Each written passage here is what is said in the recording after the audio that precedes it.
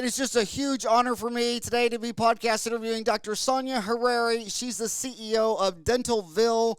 She's a neighbor of mine. I'm in Phoenix. She's down the street in Tucson. And I think you're, 2 degrees cooler than me? I'm at 104. What are you at today? 100. 100. She has a master's of dentistry, business, and coaching. She is a lifelong learner, trainer, and CE at Spear Education at the Pinky Institute, then Invisalign and Tip Edge Orthodontics and Implants at Loma University was only the beginning for Sonia of a successful practice. Spear Study Club leader, master certified professional coach. She is unstoppable. She moved to the United States from Sudan in 1986 at 24 to begin her studies at Loma University International Dentist Program. After earning her DDS, she would work as a dentist for 30 years, 27 of which were as CEO of her own thriving dental practice. She opened her first practice in Syracuse, New York. Though she was passionate and dedicated, she quickly discovered there was a lot to learn and many challenges to overcome. Owning a practice meant more than dentistry. It meant knowing how to lead a team, manage a staff, budget, market, and grow a business. She did not give up. Using hard work and determination, she was able to run a profitable practice for 8 years before selling it and moving to Tucson, Arizona with her family. In Tucson, she would spend 2 years in a group practice before deciding to start her own practice. The second time around, she would do things differently. Determined to make informed choices and educate herself in business, she joined the Pride Institute practice management program.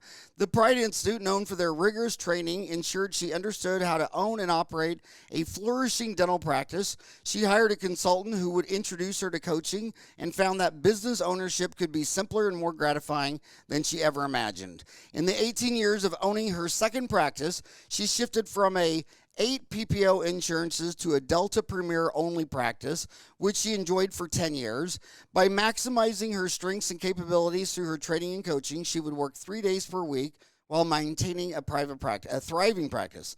This extra time and steady flow of income enabled her to achieve balance. She could spend time with her family, be a mother to her children, and volunteer in her church and community, take vacations, save for retirement, finally making her dreams come true.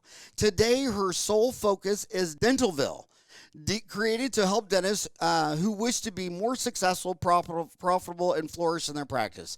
Using a peer-to-peer coaching model, her extensive education experience, Dentalvil removes the guesswork, frustrations, and difficulties of practice ownership, showing dentists how to streamline, optimize, and achieve their goals. Thank you so much for coming on the show today. It's just an honor to have you. Thank you for having me, Howard. It's an honor for me to be on your show. You are just such an inspiration for all of us. Oh, you're too kind. My gosh, do you think everything that you and I think, I graduated in 87 and had May 11, 87 and was open right here in Ahwatukee by September, I think it was September 11th or something like that.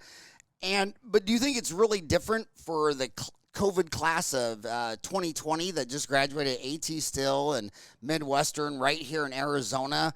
What is it like for them graduating in May, and what advice would you have for those kids? I know these are hard times, and I know they're starting off with a challenge. And the challenge, I feel, is fear from patients, perhaps team members, because of COVID. But honestly, I would tell them this is just something that's going to be, it's just a little hiccup for them. And to not really focus on that, focus on all the positive things that they can focus. Talk to many peers, many mentors, talk to people like us who are experienced, so they don't feel like they're alone. The kingpins of the DSO industry, your Rick Workman of Heartland and Stephen Thorne of Pacific and Bob Fontana of Aspen, they really believe that they'll get half the U.S. market, and they say that they plan on getting the whole urban market and not the rural market.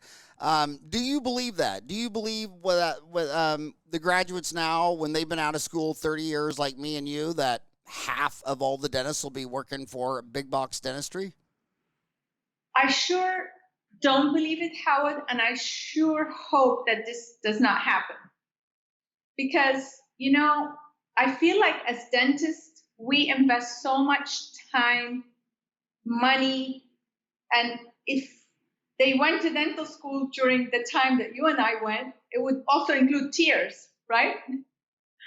So I really feel that as dentists, the amount of work we do and how hard our profession is physically, and the actual requirements for us to really do good dentistry, that kind of environment is just not ideal for dentists. It's a great stepping stone, perhaps, to just get a little bit of experience, but I really feel that dentists, are always happier owning their own practice. The majority of dentists are happier owning their own practice. They come out of school and it's kind of bizarre because they have a different job. They come out of school and they think, well, the great idea is to go work for a big DSO and get some experience. But by the time they're out of school 5 years, they've had 5 different jobs. It seems like if they really liked what they were doing, they would stay there. But Exactly. they just don't stay there. They shop from job to job to job. But I always wonder why it takes them so long to realize that. It must be fear-driven only because, I just got out, boom, boom, boom, boom, and did it. And it seems like they just walk around the swimming pool, dipping their toe in once a week or once a year. And they just have to walk around that swimming pool for 5 years before they just dive in. Do you think it's fear or do you think it's prudence and wise? I think it's fear, Howard. And honestly, what I really would say to them, if they made it through dental school, they have in them everything to succeed as practice owners. So to really not delay themselves, because we go through a lot of challenges in dental school, and they have everything that they need to be successful practice owners. So I strongly, strongly recommend that young dentists always pursue the route of practice ownership. So where does the name come from? Dentalvil is where does that come from? What is that? I got the dental part. Is village? Dental village? Yes, correct. Oh, right, I got it. So why didn't you go with village? I went with village because I wanted it to have the feel of this is another dental community.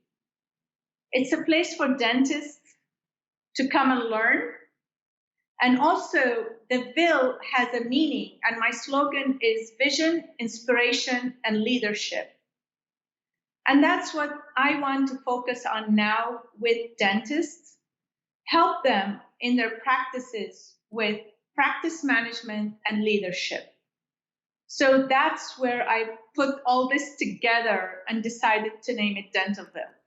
So, tell me the 3 things again that you wanted to focus on. Vision, inspiration, and leadership. So, vision, inspiration, and leadership. So then, what? And first of all, I agree completely with the village name because when the internet first came out, go back to like 1994 when I was reading books. I started reading books on it when I saw Amazon go public because I just didn't get it. You're on an AOL dial-up and all this stuff, and they said the 5 C's were, I think it was commerce, commercials, content, connectivity, and community.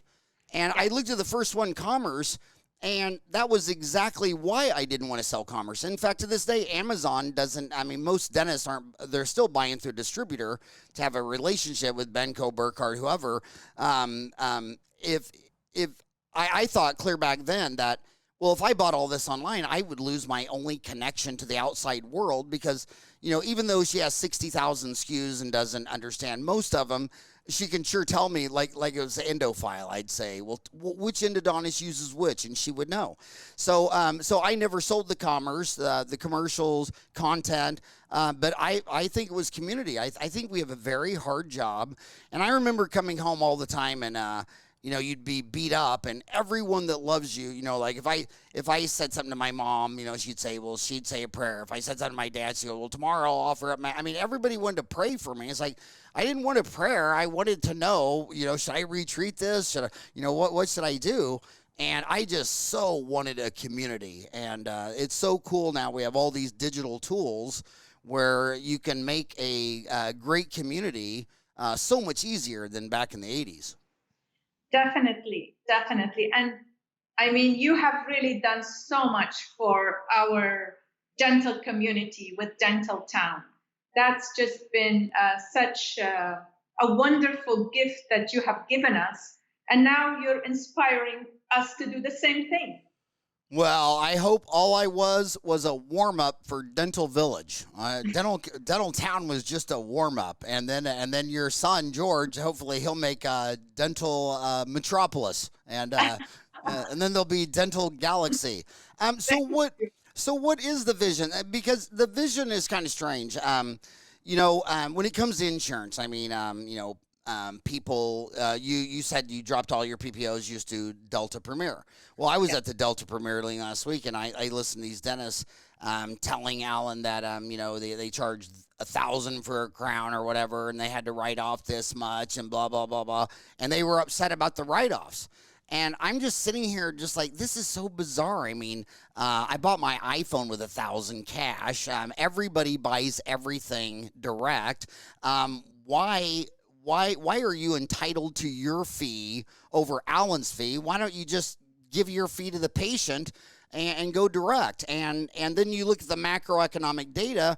If you subsidize something, you get more of it. You tax and regulate it, you get less of it. And where dentistry is huge, and these companies that are publicly traded, like Sorona, Dentsply Sorona, you look at their sales, 40% U.S. and Canada, 40% Europe. It's all the places where governments and employers give all these dental insurance. Then you go to these countries like China, where the government's not involved, and the government, right out says, well, the problem is you're drinking Coca-Cola and eating chocolate like the Americans, and they see insurance as a moral hazard and think, well, you know what, if you're a teenage kid and you got 10 cavities and they hurt long enough, maybe you'll change your ways. So what is the vision with regards to insurance, fee for service? Because right now a lot of dentists with they're always whining that someday they're going to drop all their insurance, and when they say insurance, I translate it to subsidies, and so how does your vision incorporate Delta Dental, since that's the only one you take? Yeah. So actually, Howard, I feel like with dental insurance, there is no one size fits all. When it comes to dental insurance, I think people have to look at their practice, the demographics. What is, do some analytics about where are their patients coming from. You just really cannot apply one method to all practices. This is just really a practice by practice choice. And I am not for people to drop insurance. I'm not for people to sign up for insurance. I'm very neutral about this topic. I basically did what I felt worked best for me. Is I chose that path because I chose the path of work smarter, not harder. When I was signed up with the PPOs, I was on roller skates. Me and my team, we were nonstop. And I just really came to the realization, how much longer do I really want to practice like that? And that's when I made that decision of, I want to work less, but have still the same level of income. And that's what made me go down that path. Yeah. So vision, I think everyone sets their own vision of what they want. I think I see dental insurance is still around. There's still going to be dental insurance. And we just have to make the choices that best fit our practice. Yeah, the only thing I have the only thing I can't stand is with all the big organizations, whether it be government, insurance, whatever, is they always cross the line from wanting to help you, subsidize you, to controlling you. Yes. Like the FDA. Like I've said this story so many times. My McMansion that I bought, the lady was dying of brain cancer, and a pharmaceutical company made the chemo, but it wasn't approved. And the FDA was doing a study, but she didn't get on. So she had to sell her house and move to Scandinavia, where she could get a drug made in America. And I'm looking at the FDA like, okay, I understand that it's not FDA approved. But Margaret here is dying of cancer, and she has no hope, and she's sent home for hospice, and she wants it. And they're like, no, we haven't approved it. It's like, well, who are you? Who are you? And I really had the sickest feeling I ever had, and it was the end of my young Republican days in Arizona. Was at a dinner with McCain, and I told him, I said, well, we got these Indian reservations, and you let them have casinos, and this one here by Phoenix is by Mayo Clinic and all these houses. Why don't you have an FDA free zone, and they can do whatever they want? And he just laughed, and the laugh was so creepy. Basically, it was because I was a little kid. I was like 27 or, I don't know, real young. But I could tell by the laugh that he was just saying, you have no idea how corrupt this entire system is. And the same thing with the Delta insurance. Like, they didn't have a fee for bleaching.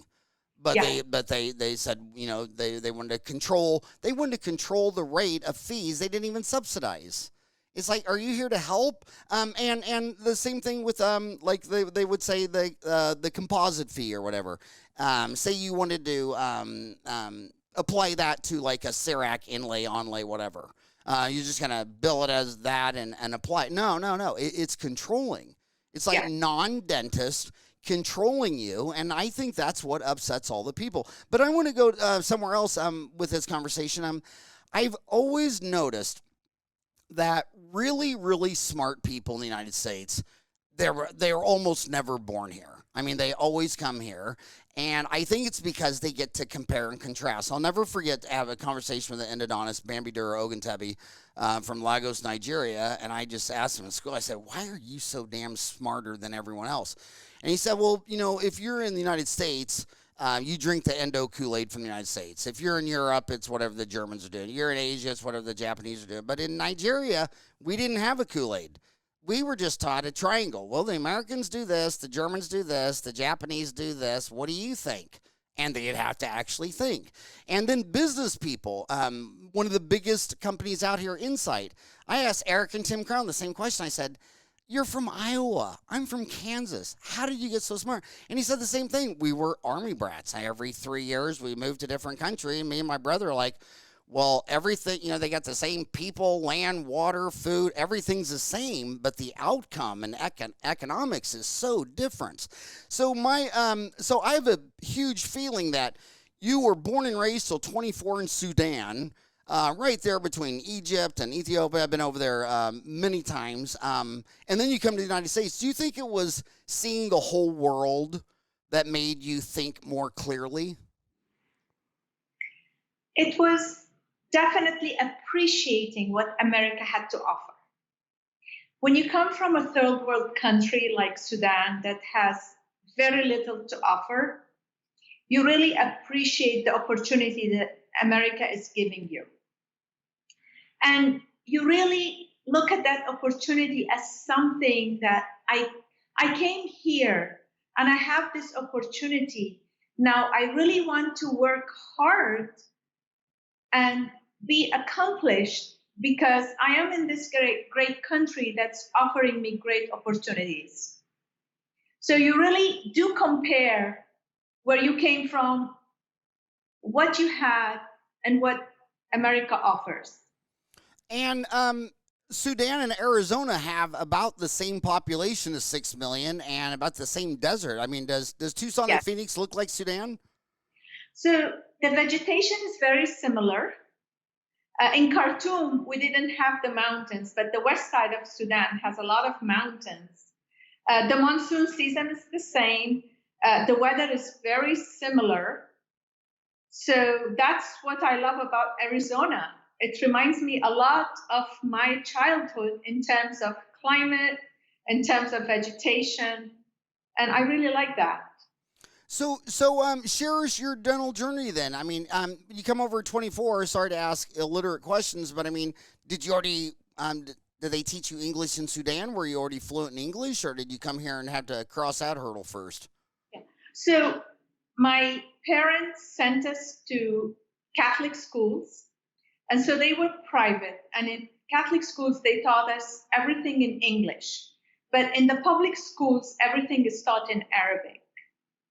So I learned English from the time I went to kindergarten. So when I came to the United States, that was really not an issue for me. The language was not a barrier. I was at an advantage compared to some other immigrants who come and do not speak the language. So that's how come I learned English in Sudan. The Catholic private. Well, my two older sisters are not Catholic nuns, so I'm so sorry for you that you had to go to Catholic school. Do you still have ruler scars on your hands from getting slapped with a ruler? You know, we weren't slapped, but the words they used were sometimes worse than getting slapped. I'll never forget one time I came home. My mom looked at me real funny. She goes, "It looks like there's a handprint on your face," and I just like, "Oh, okay." And I just ran off somewhere. It's like, because I knew if I told her, if they ever found out that I got paddled or smacked, they would want to know how many times, and they times 10 and do it again. That was just nowadays. If you find out your teacher slapped you, you go get an attorney. But things have changed so much. So you went to Loma Linda. But then you started your practice in Syracuse. So how did you go from Loma Linda, California, all the way, from the bottom left corner all the way to the upper right? I met my husband while I was visiting a cousin in Syracuse. And at the time, he was teaching at at Syracuse University. And I was an associate. So I relocated. I married him, and I started a practice in Syracuse. And that practice, I really didn't know anything about practice management. I didn't know anything about running a practice. So I was just learning from the school of hard knocks. And I'll tell you something, with that practice, Howard, I marketed, but the marketing that I did, in hindsight, is the reason why I was not getting a lot of patients from that marketing, because I sent them almost like a postcard size information about I am here, my practice is Jamesville Dental Office. These are our hours. There was no offer or anything in that marketing that was the size of a postcard. But about 2 or 3 years later, so it took a while to really get busy in that practice, and I would get excited if I got one patient that had a toothache. I'd go home and tell my husband, "Today we had a patient with a toothache." That was a big deal. So about 2-3 years later, I hired a hygienist, and it was Easter time. She went and bought an inflatable hot pink Easter bunny. She put that Easter bunny on the dental chair, and we raised the chair at night for the cleaning crew to come and clean. And her room had 2 windows. I was on the main road, and that's something I learned, the very little of dental practice ownership that I got in dental school, 2 hours. The one lesson I learned was visibility, location. So that office was on the main road, and we left the light on at night. And people were driving by, and through the window, they could see that hot pink bunny on the dental chair. And all of a sudden, we would get phone calls. Is this the office with the bunny in the chair? Because also the windows had my phone number of the office on the window in big, big, very visible numbers. After that experience with how we were getting patients, every year we would run and buy another new inflatable bunny for $1 from the dollar store, because we wanted to make sure that our bunny made it from year to year. We actually bought more than one, but that was the marketing that happened just accidentally. But I was very fortunate that this hygienist was awesome in her idea. You know what I love the most about Syracuse, to go all the way between Syracuse and Buffalo, is the Finger Lakes. Yes. Oh my gosh, and I don't want to get sidetracked, but every time you hear about global warming and they talk about more ice is melting, I'm like, dude, have you seen the Finger Lakes? I mean, the ice above New York used to be a mile thick, and when that glacier retreated, it like clawed the land. Those lakes are so deep. It's like, why is it news to people that glaciers are melting? How did you miss that, especially in New York with the Finger Lakes? How does anybody in New York not understand that glaciers have been melting for a long, long time, tens of thousands of years? Does Right. that do you have a different perspective of glaciers melting, living by the Finger Lakes for 8 years? I do believe they're melting. Yeah, no, it's the same. Yeah, Yeah. crazy. So you talk about your vision, inspiration, and leadership. So is the vision practice ownership, and then you're trying to inspire them and lead them out of fear, and lead them into owning their own owner operated? So the vision is for the practice owner, and the inspire is they really need to inspire their team, Howard. We can't do anything without our team. So inspiring our team and leading our team is the most important asset for practice owners. Our team is our best asset, and we want to have great team to work with, and we want our team to be happy. And when all that happens, everything falls into place. Are these skills like leadership, people skills? I mean, you can go all the way back to kindergarten. I mean, I was talking to a friend of mine from Blessed Sacrament. We went from first grade to sixth grade together, and it just seems like the certain kids are kind of the same now. I mean, I turned 58 Saturday, so we were in the same class, but it seems like Kenny's still Kenny, Howard's still Howard, David's still Howard. It's like so it makes me question, is getting along with others in the sandbox something you just were innately born? Like, I was born a bald male, you were born a female with hair. Neither of us had any control over this. Do you think these teamwork, playing in the playground, leadership, do you think that's an innate thing you're born with or not? And do you think it's more environmental? And do you think these dentists are all introverts, and every one of them, when you look at Dental Town, what stresses you out? The common denominator is people. It's either the patients or their staff. I mean, and here's a dentist who spent 8 years in the library doing physics and chemistry, and I think they have a hard time understanding this human patient and their human staff. So do you think you're born that way, or do you think you just learned it along the way, or do you think it can be taught? It can definitely be taught, Howard. I can tell you for sure, I was not born that way, and my years in Catholic school definitely did not teach leadership, because they're just so strict. It's only their way. You know how it is. It's their way or the highway. The highway to hell. Yeah. So AC/DC. definitely leadership can be taught. Absolutely. And that's what I learned most of in the practice at the Pride Institute. They put a lot of emphasis on teaching us how to be leaders of our practices, how to lead the team, no micromanaging. This is definitely something that I spent a lot of time learning, and I still keep reading and learning about it and taking classes, because I feel, and even the most recent class that I took, I actually felt good because the guy said, leadership is not something that you reach and you feel like you're going to be right every time.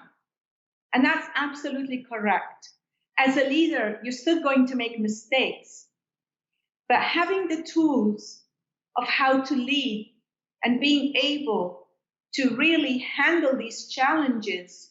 Because you know what happens, Howard, in dental school? The minute we enter dental school, we are taught that we now have the answer because we look in people's mouth and we have the authority to tell them what they need. We are the fixers. So we graduate after 4 years as fixers. And when we have our team and we are leading, the problems that happen, the challenges, the conflict that occurs between team members, they come to us. And because we are the fixers, that's how they view us. We fix all the problems. They come to us and they want us to be fixers. And if we are not able to handle these issues, especially when it comes to team conflict, it happened to me and it happened to many of our peers. The team members will leave. And sometimes you can end up losing some of your best team members just by not being able to address these issues as a leader. So that's why leadership is so crucial to us, and to know how to lead the team. And that's where I really put a lot of time, energy, and emphasis on, because if everything revolves around the team, if we have things running smooth as a team, all of the other things are so much easier. The technical parts are so much easier to work on, whether it's the numbers or whether it's the dentistry, but it's the people management where we face challenges. And this has been a pain point for many of us. And I think, I want to say, Howard, that in the last 2-3 years before I sold my practice and retired from clinical dentistry, I noticed that it was even harder and harder to get the right team member on board and to fit with the rest of the team. That's been a little challenge for many of us. And I had talked to many of our peers, some in California, New York, in town here in Tucson, and we all seem to be having very similar pain points. And that's an area that I really spent a lot of time and training and energy, in addition to what I had learned and the years of experience. That to me was just like, no, I need more. I want more. I want to really address this issue that we are experiencing. And I really have. I'm very happy that I'm able to really help other dentists with inspiring and leading their team and setting their vision.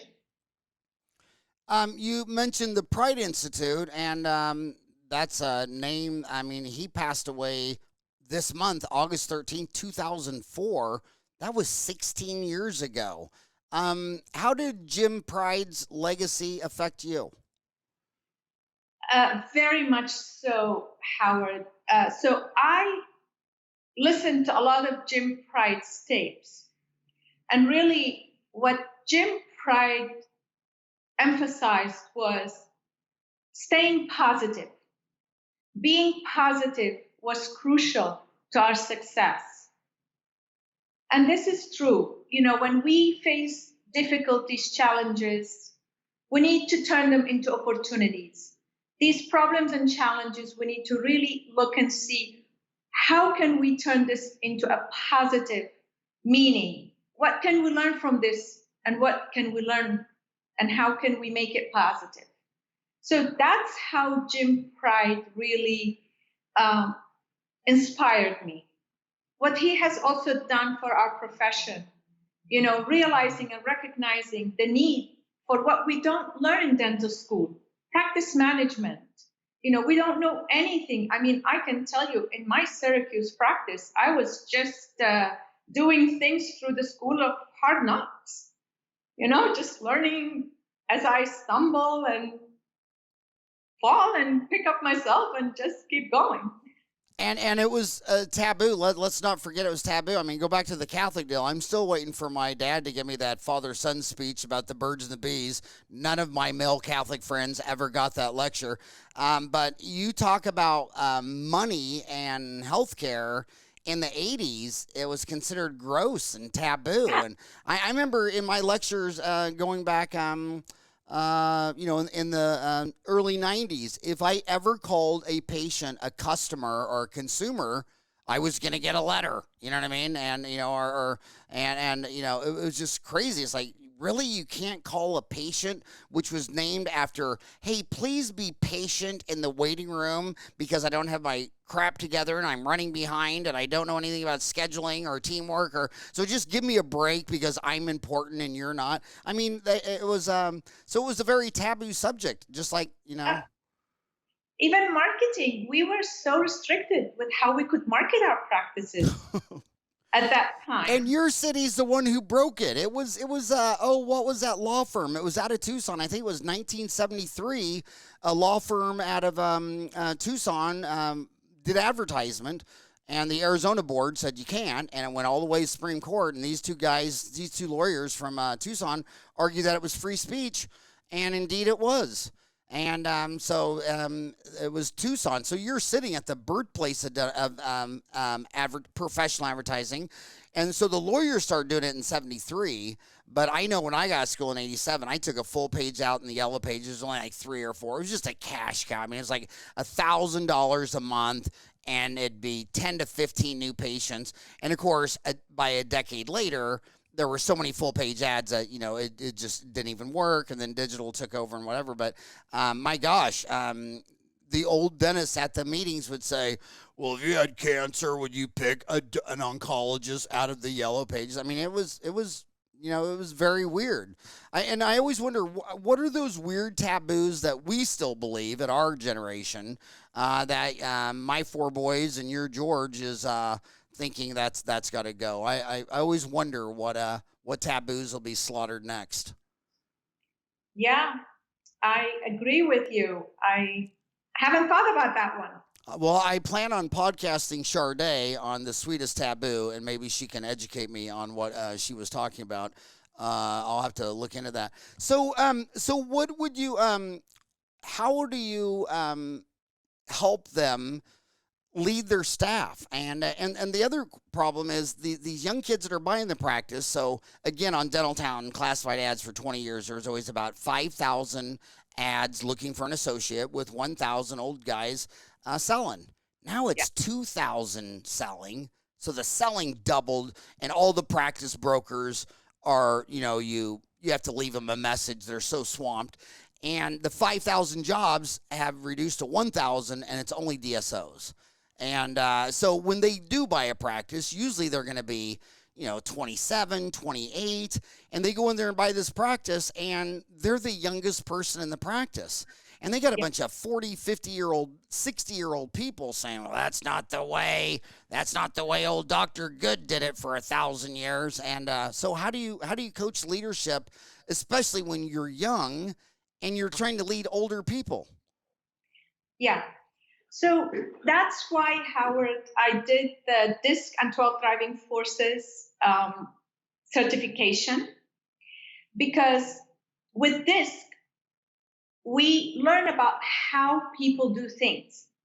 But 12 Driving Forces is why they do what they do. So if we give them those assessments and we understand what their driving force is, then we can work with that and utilize their strength. So I'll give an example. One of the 12 driving forces is resourceful or selfless, somebody who looks for return on investment, or someone who does the job just for the sake of doing the job for people completing it, but is not really interested on return on investing their time to do the job. Another driving force, for example, is altruistic versus intentional. So people who are altruistic, they want to help everybody. People who are intentional, they will help people who want to help themselves. So I will teach you how to fish rather than give you fish. So, have you come across team members who are so motivated by a bonus, and then some that maybe that is not important to them? Have you, in your experience? Absolutely. Exactly. Absolutely. And that was such a mind-boggling issue for me, Howard. I never understood it. I'm like, how come, these team members are so excited about the bonus, and then there's one or two that are just not? Why? I never understood it until I learned 12 driving forces, which is exactly that: resourceful. People who have a driving force that is on the top, the first four are primary. And if that is resourceful, one of their top four, then those are the people that you can motivate with a bonus. But somebody who is on top with selfless, you can't motivate them with a bonus. You need to see what is their top driving, what are their four top driving forces in order to motivate them. For example, there are people who love to read just about anything and everything. And then there are people who would just read for the sake of being able to use the knowledge, if they want to assemble something or if they're looking for something specific. Even in our team, I had some team members who were great at reading instructions and following everything and reading just about everything. Or maybe you can motivate those with an Amazon gift card to buy more books. So this is part of managing. Knowing your people, know yourself and know others is on the team is so important. The other thing with DISC, DISC helps us see putting the right people in the right seat. I'll give you an example, Howard. For example, the C in DISC is somebody who's very accurate, very exact, very systematic, a perfect person to do your insurance billing. If that is not something that is strong naturally in that individual, then what actually happens, if this is not natural to them, then you are putting somebody else who is a low C, where paying attention to detail is not naturally them, where following system, being accurate, being very, very meticulous is not something that is natural to them. They have to shift a specific behavior to fit the job. Well, that is difficult, and that causes stressors and tension. And therefore, those are one of the key elements: knowing your people, knowing yourself, and then everything else is all about knowing the different behavioral styles, how to communicate within each person's behavioral style is very crucial to a winning team with communication. So in leadership, the saying in reading is all leaders are readers. Do you believe that? I don't believe that, Howard. I don't believe that there is a specific type of people that can be leaders. I believe we all can be leaders if we learn the right skill and tools. Something that is total opposite to what we learned in dental school. We tell the patient what they need. We have the answers for the patient. Leadership is really not about having the answers to the team. It's about really coaching them and developing them to come up with the answer themselves. You know, the saying, when they come up with the idea, they own it. So leadership is really being able to do that. It's not about authority. It's far away from what we think leadership is authority. It's totally not that. It is really being able to grow your people to where you really have to do very little work leading. The whole idea is really you want to step back because now you have this team who can work so well and they can really then just everything can run smoothly. I know Jim Pride used to say, just when you think everything is sailing smoothly, something happens. And something will always happen, and we'll always have the challenges. But if we have the right tools, the right mindset, that's also important, then we really can overcome all these challenges. And look at sports. I mean, you look at someone like the New England Patriots, and you just like they're always going to win, and now they don't even have their quarterback. So to me, it's always an HR deal. It seems like there's in business and sports and dental offices, it's a change in people somewhere. It's either a key staff person or the some crazy patient or whatever, and it's always with 8 billion people running around, it can get crazy. I've had the best luck. A lot of times a dental assistant, she'll have great hands and she's artistic and she can make the best temporary in the world. But you put her in charge of dental sundries and, she's got drawers filled with receipts and she has zero organizational skills. And it seems like in looking back in my 32 years, the best luck I had with attention to detail is bookkeepers. I mean, you could bring in a bookkeeper and teach them how to make a temporary. You could bring in a bookkeeper and teach them how to answer the phone. But if I put a bookkeeper on the practice management system, I could come back in a month and just quiz her on like all the buttons. She already naturally clicked them all with her hand. And then you go across the street, someone who's just the best personality receptionist, but the office is in chaos, and she's been working on that software for 5 or 10 years, and she's never even clicked half the buttons. I really liked bookkeepers for attention to detail. Did you have any areas where you like to hunt staff for? So I want to mention something about bookkeepers. How I had that experience in Syracuse. The lady I hired in the front, she was not the first one I hired, but the second person I hired, she was a bookkeeper and didn't know anything about dental. And I knew her because she was my bookkeeper. And when the opening came up in that position, she said to me, well, I would like to consider taking this position. I said, really? I would love for you to do that. So she was excellent. And just like you said, it just like comes very quickly for them. And yeah, so bookkeepers. It's a lot easier to teach a bookkeeper how to make a temporary or schedule a patient. And because I firmly believe there are a lot of people who just, well, number one, they hate math. They've intentionally decided they hate math. So there goes any attention to detail. I mean, let's throw out math.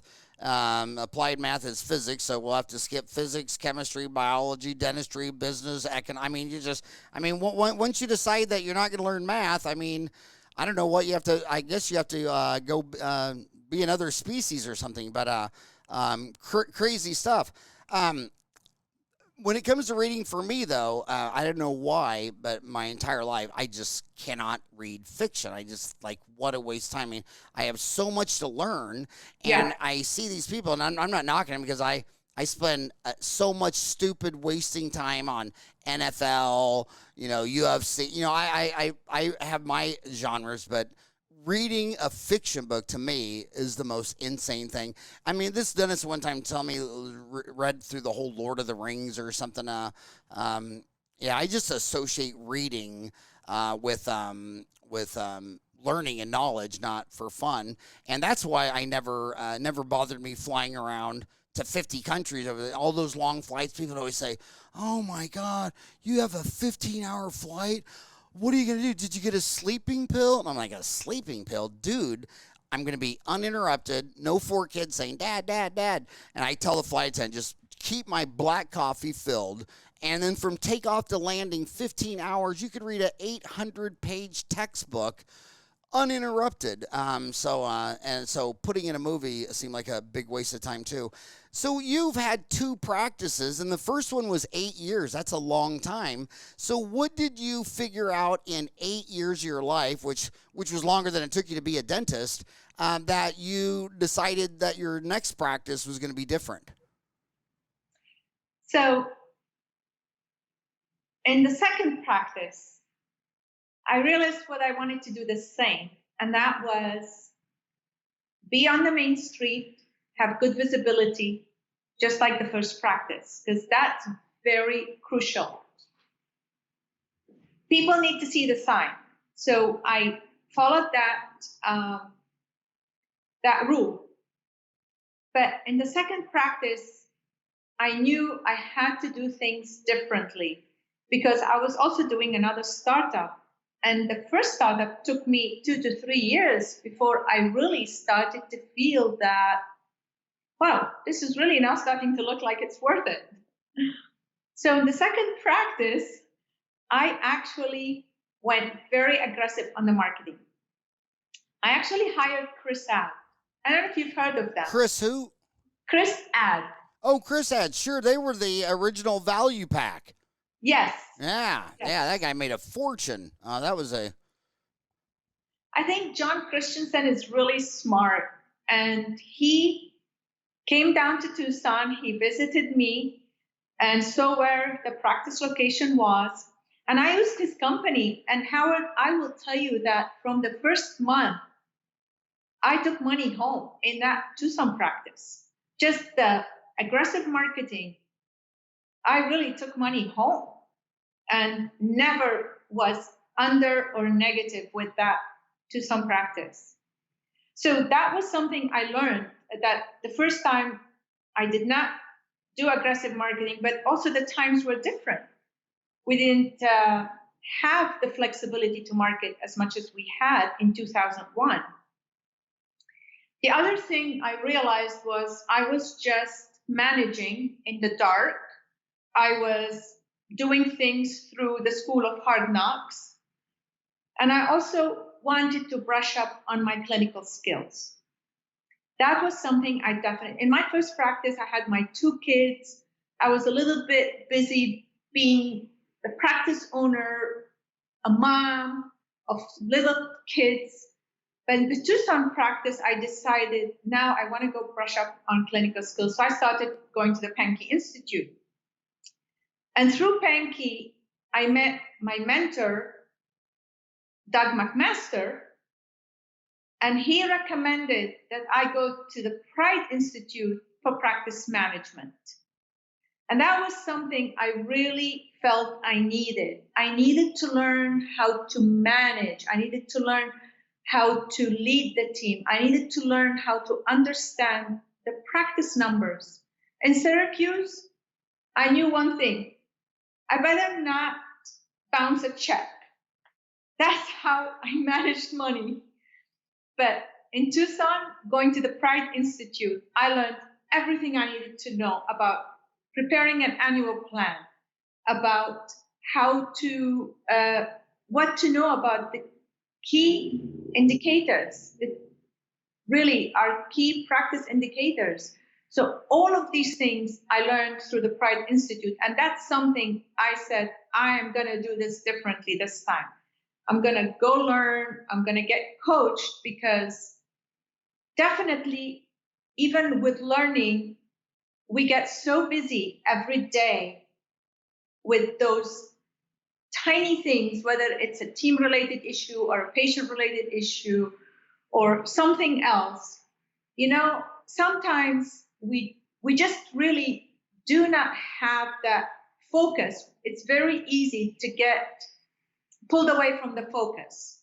And having a coach and a consultant is just very beneficial to keeping us on track, to holding us accountable, to really keep working on my numbers every month. It's very easy for us to put that stuff aside and say, you know what, I'll get to it later. But that really was very helpful and beneficial. The marketing, using a coach and consultant, and learning practice management and leadership were the difference. And I want to say something about Jim Pride. My gosh, people say, was he a businessman? He built a multi-gazillion-dollar wine deal out there in California, and I mean that place was crazy cool, crazy rich. And I never got to see his numbers or math, but obviously for every dollar he made in dentistry, he had to make 10 in wine, didn't he? All that land and winery. Would you say it was 10 to 1? Yeah. Oh, my gosh. Expensive wine. The Pride State wine is expensive wine. Yeah, and he was a great marketer because, all marketing is storytelling. So, he had so many connections, and every time he talked to me, he's like, last night the President of the United States enjoyed a bottle of my wine or this or that. He was always making sure his bottle of wine was in the hands of the biggest names out there. He was a real driver. And what I thought was cool about that is, you're afraid to open up your dental office. Well, dude, there's a million dentists on Earth that have done that. So 1 million people have done something. How would you like to start a wine company? You know what I mean? And business is business, and I think it's great. So now how many children did you have? Is George? So I have two. I have a girl and George. I have Lana and George, girl and a boy. And is George older or younger? George is the younger. My kids are only 14 months apart. Yes, you did go to Catholic school. You learned well. And Lana is in her 4th year of medical school. Okay. Well.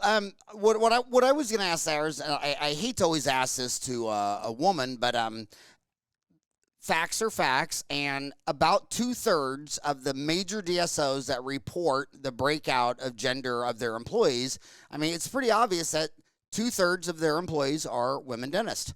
And there's all these theories going around, but I always notice they're theories by men. Okay, and I'm not going to listen to any man theories about a woman. But do you think when you opened up your practice, the one for 8 years, did you already have 2 children before you opened, or did you have them during the practice? I had them during, because I wasn't even married when I opened that first practice in Syracuse. And of course, being Catholic, you got to be married to have kids. Yes, those minor details. Yeah. So, So, no, I had both kids after I opened the Syracuse practice. So I know for a fact this is exactly what female dental students in AT Still and Midwestern ask. They say, the bottom line is, I want to be super dentist. She wants to be just like you when she grows up. But her biology 101 and her values is she'd rather be a better mom than a better dentist. And I get that. I always tell my boys, family first, business second. End of story. They're never interrupting me, and they've called during podcasts. Family first, bottom line. So the question is, we still live in a society where men and women have different, do different things for the family, the kids. I noticed with my 4 boys, if it was really great, they'd run to me. But if they fell down and cried, got an owie, it was always mom. You know what I mean? And so they always ask, well, if I really want to get an A in being a mom, should I go work for Aspen for 5 years, do the kid thing while where I can just leave at 5 o'clock. Would I be a better mom at Aspen where I can just check out at 5 and go home and worry about my family? Or is there advantages to being an owner operator to being Dr. Mom?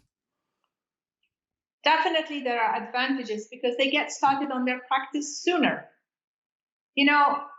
Work is work, whether they're working for Aspen or whether they're working in their own practice. So I really don't see the point in delaying practice ownership to after becoming a mom, because honestly, I really feel that, especially now, it is so much easier with the internet. The information is so much easier to gather for young dentists nowadays. It's not like when we were starting our practices, Howard. We did not have information so easily available to us. So with that, they can go ahead. Well, I just want to say I'm in Phoenix, you're in Tucson. To my viewers, notice how the police sirens are always in Tucson.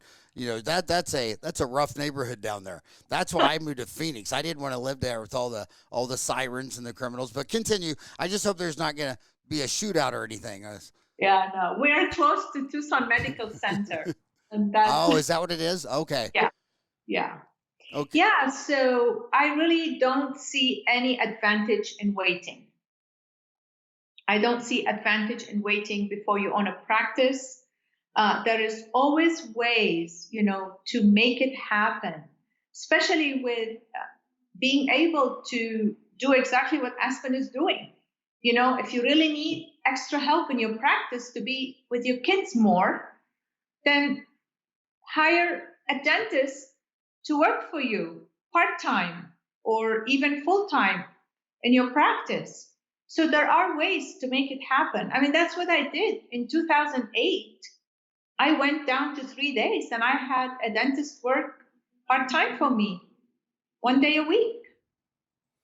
Well, that's great advice, because that my advice is, humans are, they're not rational animals. I mean, I don't know how you could look at a herd of 8 billion humans and say, those are some really rational people. I mean, they're more wild sapien than they are human being. Human being is the goal.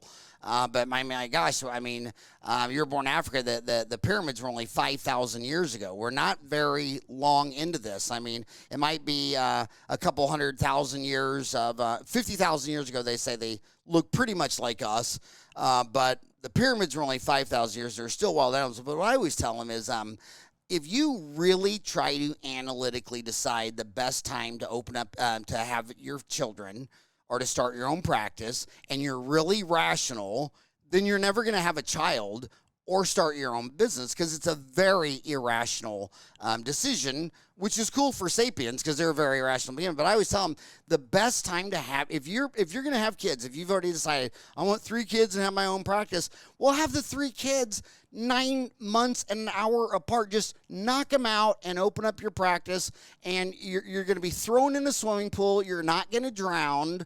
But I look back after, the first, I had 4 boys in 60 months while I opened up my practice. I mean, so the first decade I didn't sleep, and it was so nice, like you say, that, by the time it exhausted you, you were done. Yeah. You already had them, you're up and running.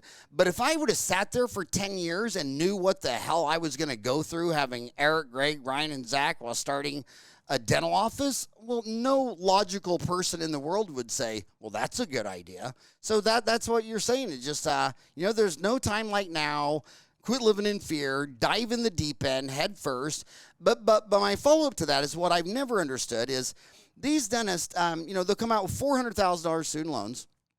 They'll go buy a practice, and the liquid practice in urban, like for residential, is a 3-bedroom, 2-bath. It's a $750,000 dental office. So they got $750,000. They bought a new practice. They had $400,000 in debt, and they don't blink at a $100,000 CAD cam, $100,000 Lanap laser, a $100,000 CBCT. They'll buy anything shiny.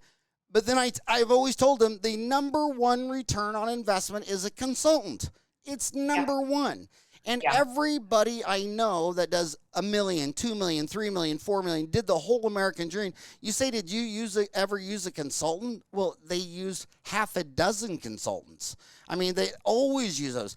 And I can't understand why they don't blink at a $100,000 Lanap laser.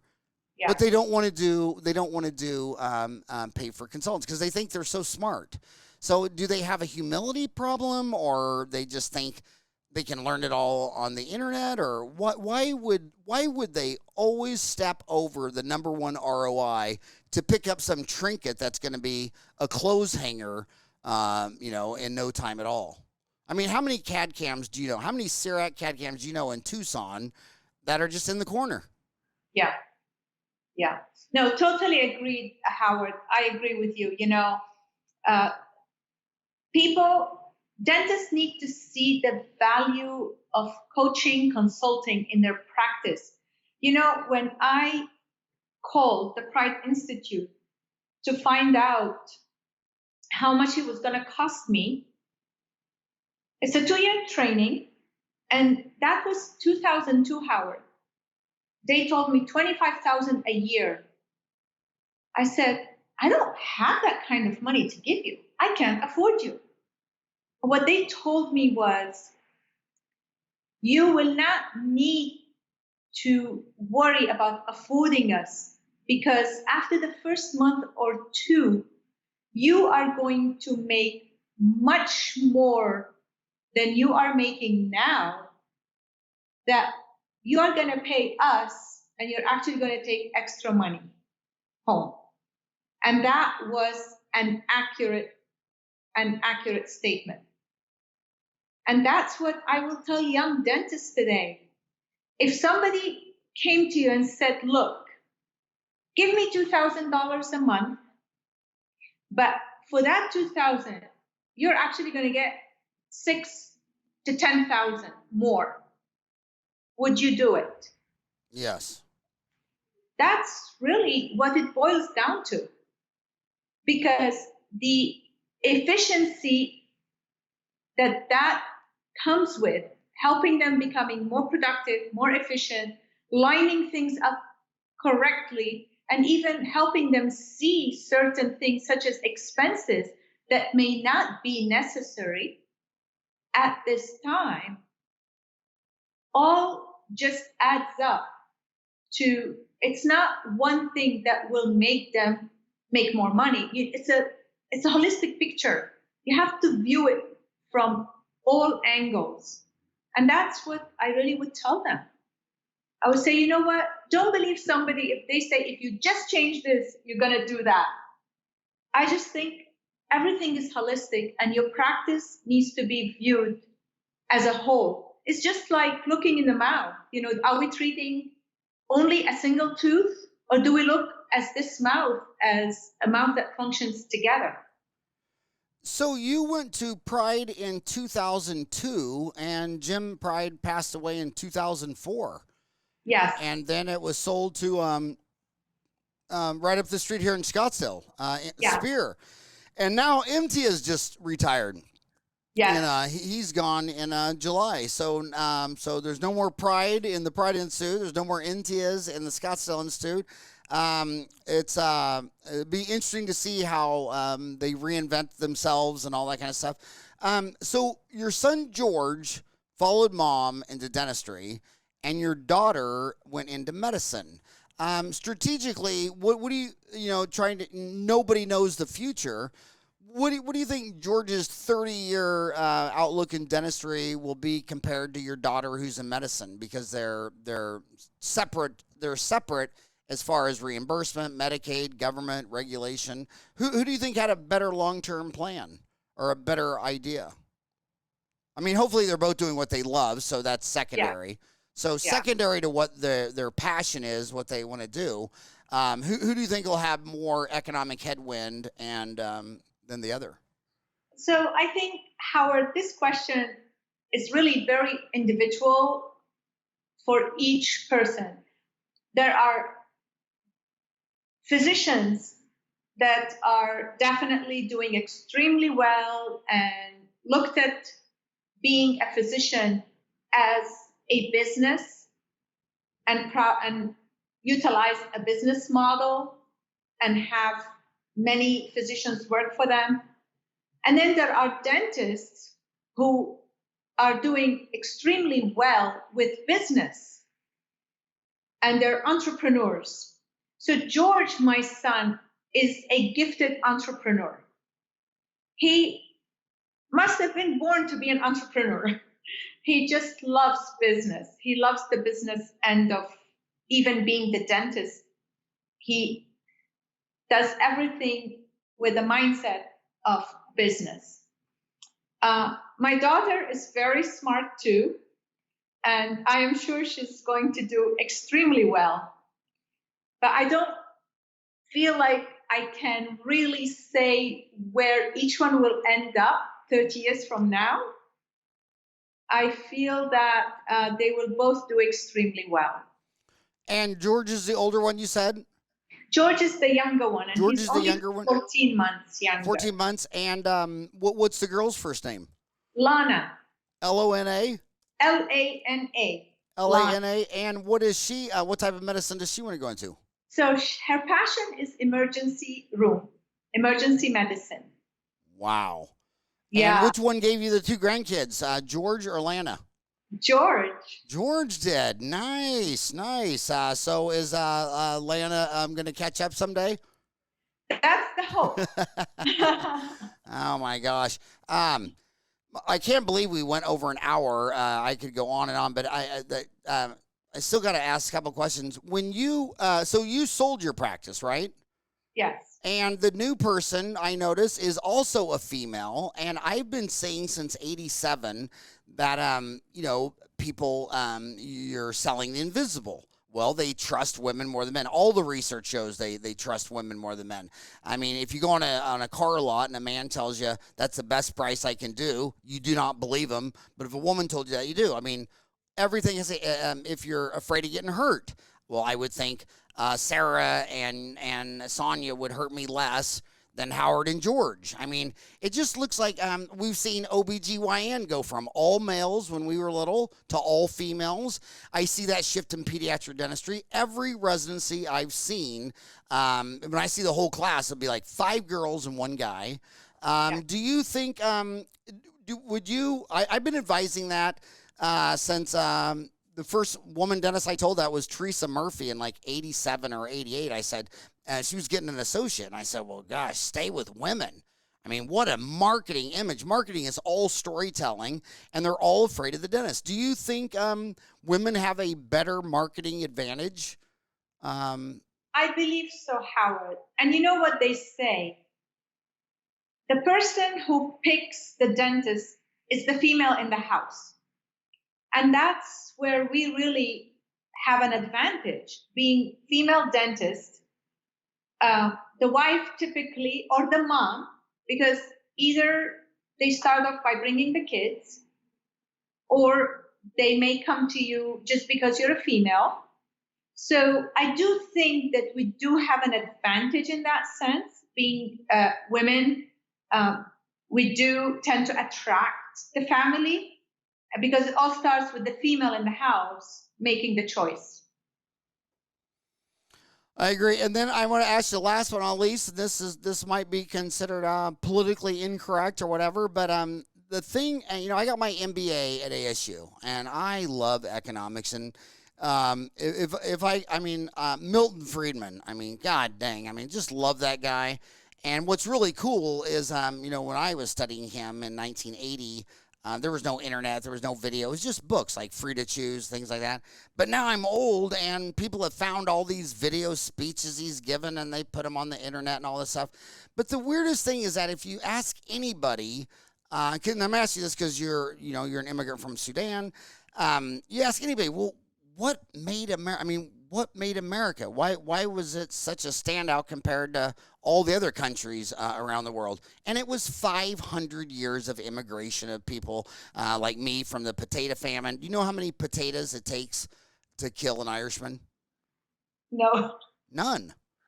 You have to starve them out.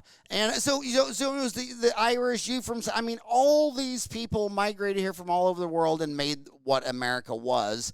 And now it's just, my gosh, I just can't believe how the negative tunes towards immigration, and then also, when you said you were going to be consulting, I was hoping that you would become a consultant for international dentists, because on Dental Town, I mean, the most common question in the world is someone just like you. I'm a dentist in India, and India is the most common because obviously they got 1,300,000,000 people, and of those 1,100,000,000 people, and 2 billion of them are a dentist with the last name of Patel, all want to come here, and they need that guidance. And what would you tell someone listening right now from Kathmandu, Nepal, that would like to go to do what you did, move to the United States?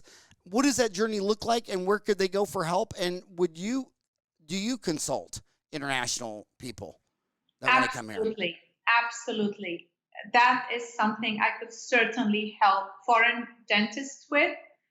You always have to start with taking step 1. And a lot of programs might require step 2, part 1 and part 2 of the national boards. So look at the program and see what the program requirements are. And then a lot of the programs require like a bench test. So some kind of practical test that they will give you. But really, Howard, when I went to Loma Linda, they were accepting 12 international dentists a year. And we did not start off as 12. Every 6 months, 6 of us started. So if you got accepted in that 12, 6 were starting in 6 months, and the other 6 were starting 6 months later. And if I could do it, anyone can do it. Meaning that this is not impossible for anyone to do. It just takes perseverance. You just look and see what you need to do, what's required of you in order to, of course, studying for the boards is a no-brainer. I mean, you got to study for the boards. You got to get those past exams and review them and see how are the questions, just like any board exam, what is the focus? What do we need to really focus on? And then I would say at the schools that you're applying to, look and see what the requirements are, the bench test, practice. Get people who have the knowledge, who have gone through it, to guide you through. For example, somebody from International Dentist Program who graduated a year or 2 ago, then that would be the person who could really talk to you about that bench exam. What are the things you really need to know about that bench exam? So, it is not hard. When I was going, I told you how little, there were very few programs for international dentists. My understanding now is that the University of Boston takes about 90 international dentists a year, accepts.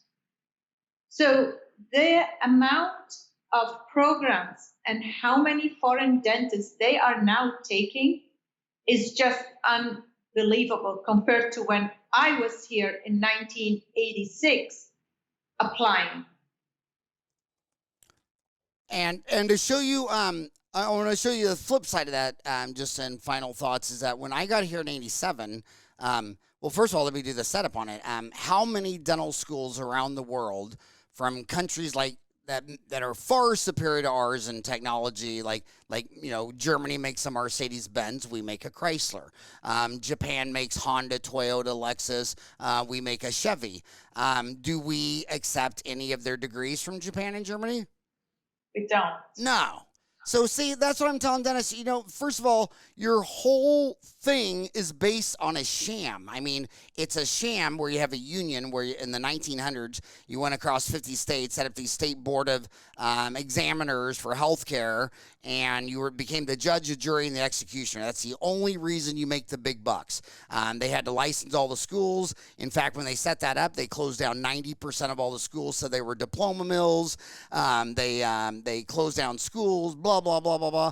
And it was supply and demand. It was the complete government collusion of state boards of restricting the supply, which is why healthcare is so expensive. And so after the government does that, now all the people are like, well, it's so expensive. Will you help us pay for it?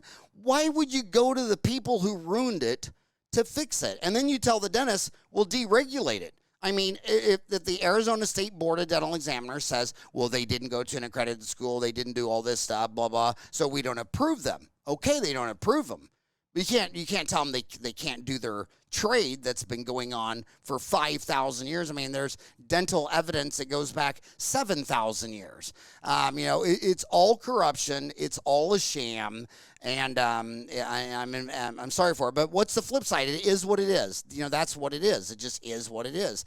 Well, when I got here in 87, there was about an 80-year-old Jewish lady who got out of Germany with obvious writing on the wall. And when she came here, they wouldn't take her German Mercedes-Benz dental license. And she was already into marriage and kids. And she said she cried and she cried and she cried until she finally realized, what are you going to do? But it was the best thing for her because necessity is the mother of invention. She couldn't work with her hands. So what did she do? She just worked with her minds. By the time I got here, she's 80 years old. She had 4 offices. She had a driver. I mean, she was rich. She was having fun. She was on top of the world. And I know that if she would have been given a license to practice, she just would have been in an operatory doing a perfect, gold inlay, onlay, whatever. And so, shit happens. It is what it is. But my God, no matter what it is, if you have a great attitude and you're willing to work hard and you're willing to hustle and get out there and network, how do they contact Sonia? So they can contact me through the Dentalvil website. And that is www.dentalvil. And I'm trying to give you a picture, remember. So Dental Town, think of Dental Village. Dentalvil. So go to dentalvil.com. And then what's your email? The email is info@dentalvil.com. All right. All right. Well, America is only great because people like you have been immigrating here since the very beginning. Love everything about you. George is amazing. Congratulations on the grandkids and best of luck. And I already know you're going to help so many people.